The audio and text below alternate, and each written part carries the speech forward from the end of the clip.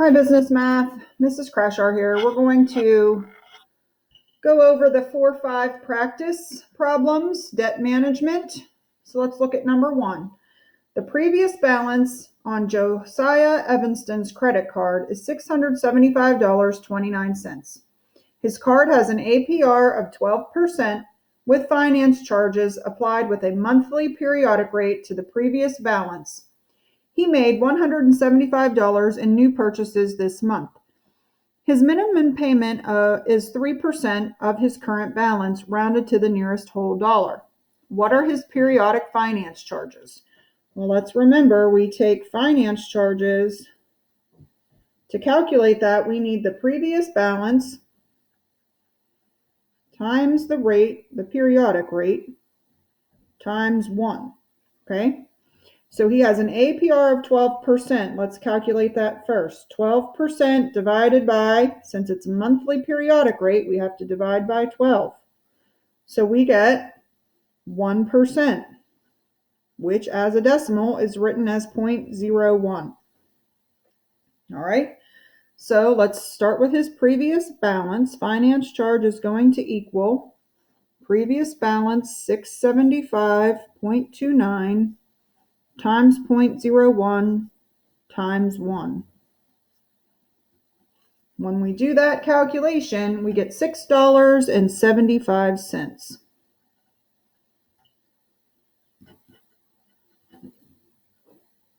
What is his current balance, including the finance charge and the new purchases? All right, so we need to find the current balance. Current balance is going to equal our previous balance plus our finance charge plus our new purchases. So let's calculate this. Previous balance, $675.29, plus our finance charge, $675, plus his new purchases, $175. So the current balance is going to equal, when I do this addition, $857.04. Let's calculate his minimum payment. His minimum payment is going to be 3% of the current balance. Well, we just found the current balance, okay? So let's do this 3% as a decimal. We change it by just dividing by hundreds. We get 0.03. So we're going to take 857.04 and multiply it by 0.03. So that's going to equal, you're going to get $25 and 0.7112, but remember it says to round that to the nearest whole number. I'll show you that calculation. 857.04 times 0.03. You get this crazy decimal, okay? Remember, this is 71 cents. If it's over 50 cents, we round up to the nearest dollar, so it's $26 is the payment. And then we're going to calculate his final balance next.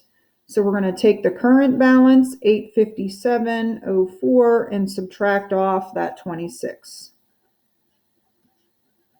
So this is going to be his final balance after making that payment, $831.04.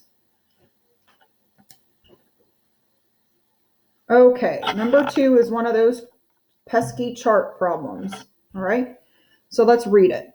Anna Mueller's credit card has an APR of 10%, calculated using a monthly periodic rate on the previous balance.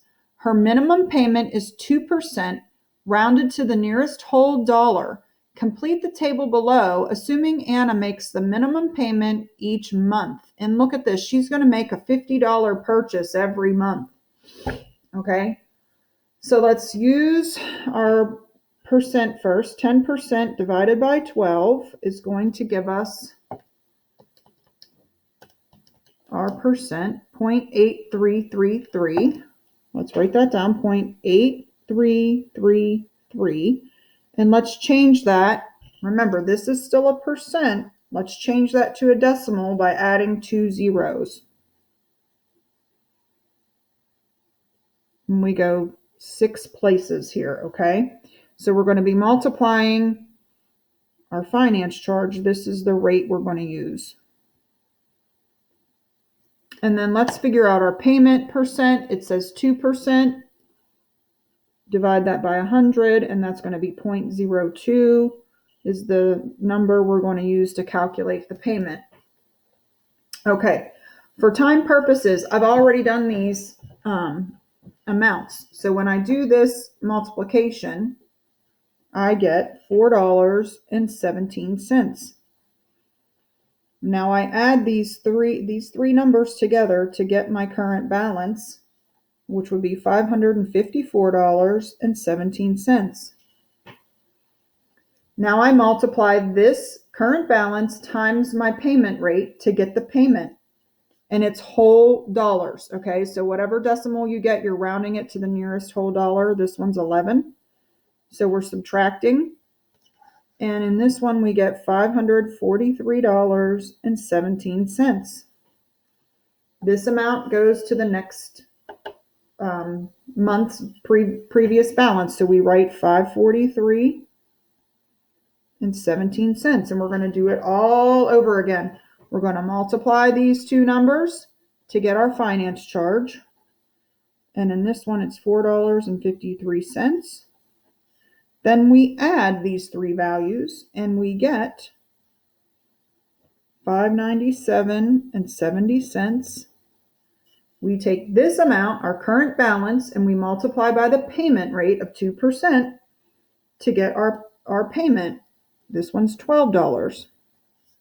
Now we subtract these two values, and we get $585.70. Transfer this amount to September. $585.70. Let's calculate our finance charge by doing this multiplication. And we get $4.88. And we just continue following this process. $640.58. Current balance times the payment rate to get our payment. And this one's going to give us $13 payment. Now we subtract 13 off of this amount, and we get $627.58. Transfer that to October. Calculate your finance charge. This value times your finance charge rate, which gives us $5.23.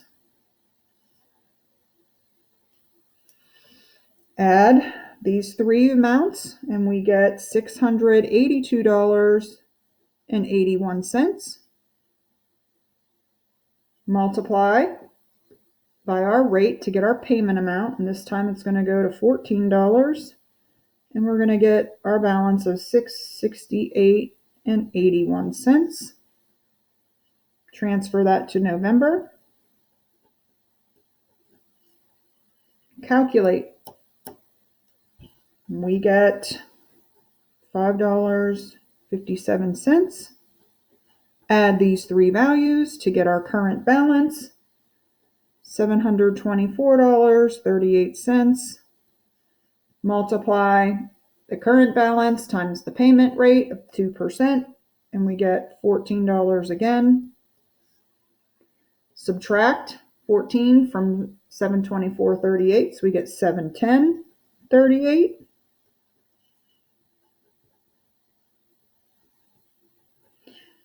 Calculate our finance charge on this amount. Multiply by the rate, and we get $5.92. Add to get our current balance, $766.30. And then one last payment calculation. This one's going to be $15. Subtract 15 from $766.30, and we get $751.30. Okay. So we've completed that table, and notice she is continuing to make a $50 purchase each month, only paying the minimum of 2%. It's not looking too good for Anna or Anya or Anya, however you say her name. Okay. She went from starting with $500 to $751.30. So her balance is increasing, not decreasing. That's not good. Okay, let's look at scenario number 3. And get it on the screen. All right, Enrique has the following monthly housing and debt payments: rent $350, credit card minimum payment $15, student loan payment $60, and monthly income of $1,800. What is Enrique's debt to income ratio to the nearest percent? So we take debt payment over the income.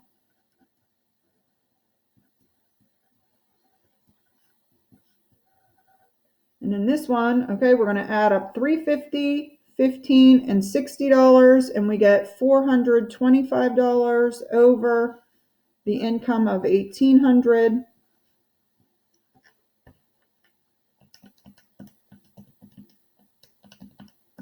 Be nice to have my calculator on.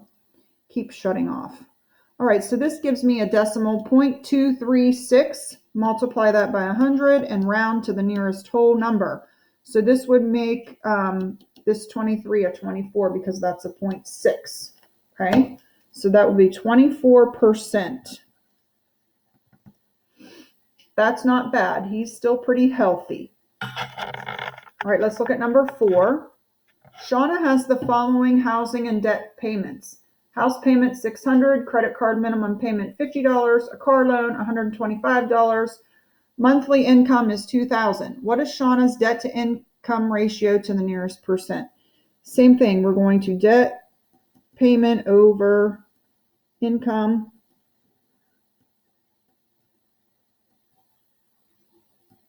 Let's add these up. 600 plus 50 plus 125 in our calculator gives us 775 over 2,000.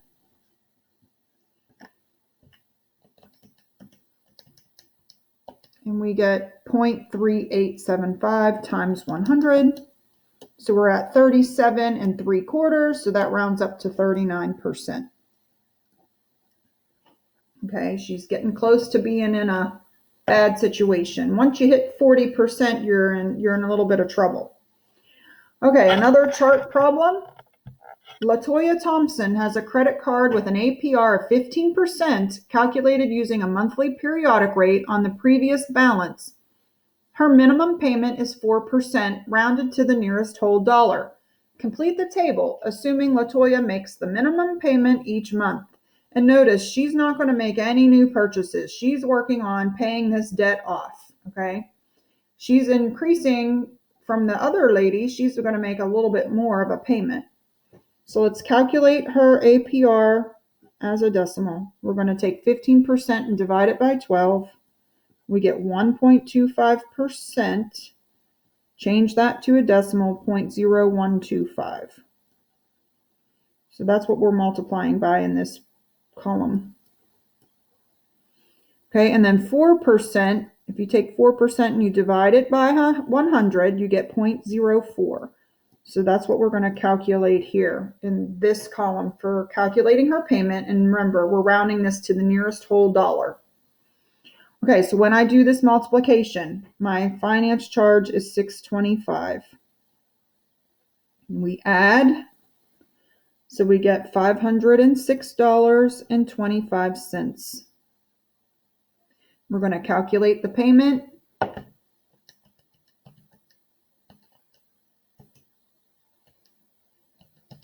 $4 of that is $20.25. But remember, it said to round to the nearest whole dollar, so that's just $20. And we're going to subtract, and we get $486.25 here. This value gets carried over to August. $486.25. Multiply, and you get $6.08 for a finance charge. All right, so we add these values up, and we get $492.33. We multiply these two values now, and again, we get a payment of $20, so we're going to subtract that. And our final balance will be $472.33. Carry that down. Calculate the next finance charge. Okay, when you do that multiplication, you should get $5.90. Add those values, and you get $478.23. Let's calculate her payment. Her payment's going to be $19 here. Then you subtract that 19 off of the current balance amount, and you get $459.23. Carry it down, and you're just doing the same processes over and over again.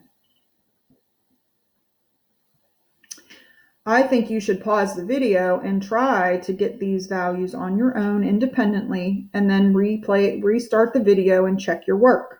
I will continue filling in the chart.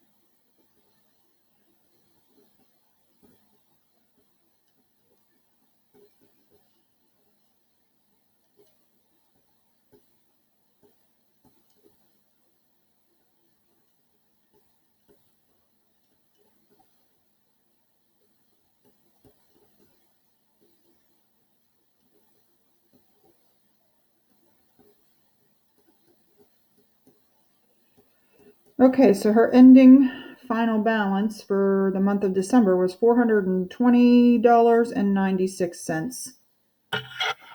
So we have some matching questions down here at the bottom. It says, A, how much money has Latoya made in payments in 6 months?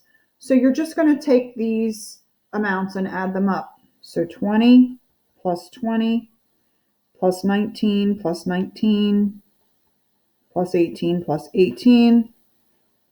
And she made $114 in payments in those 6 months. Then it asks for the finance charges. How much has Latoya paid in periodic finance charges in 6 months? So you just add up this column, $625 plus $6.08 plus $5.90 plus $5.74 plus $5.57 plus $5.42 equals $34.96.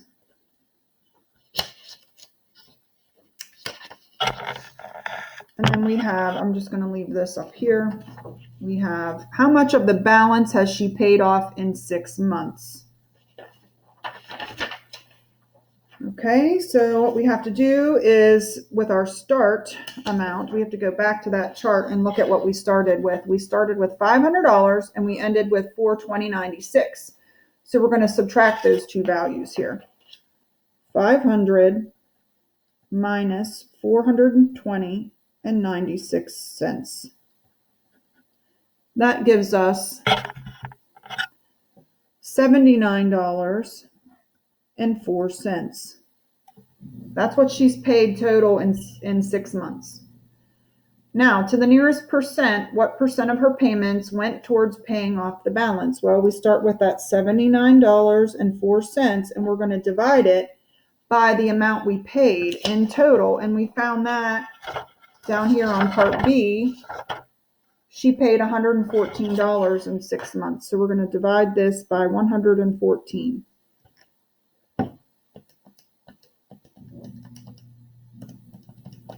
We get a decimal. We're going to multiply it by 100 to get our percent.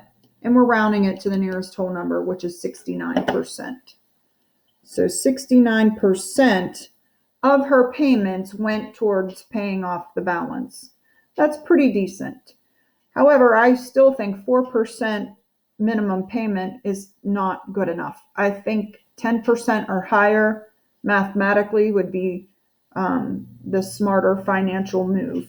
Okay, paying it off quicker is better because you're not going to incur all those finance charges. All right, last problem. It says Janika Johansson has just graduated from college. She has a job that pays $2,200 per month. She has a monthly student loan payment of $125 and no other debts.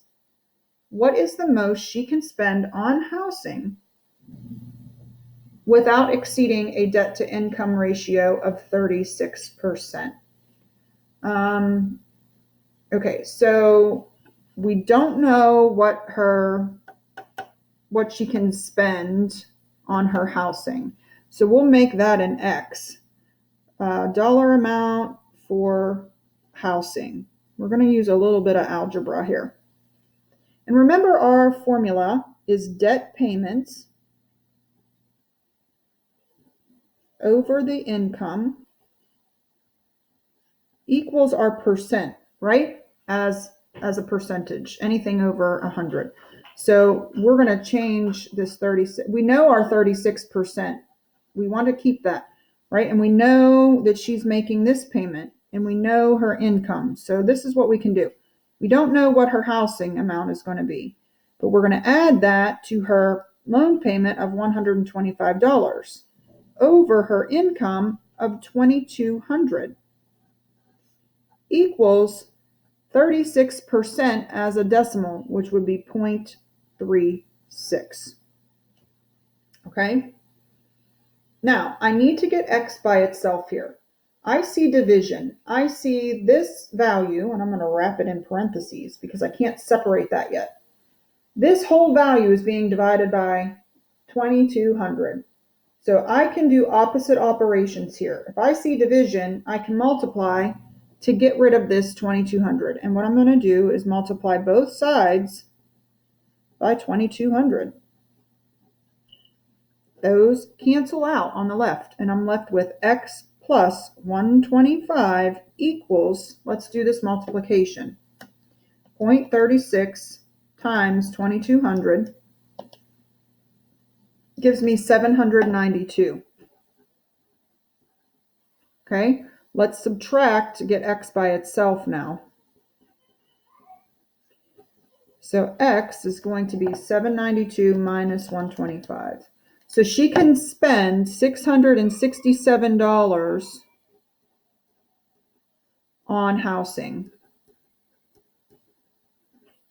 All right.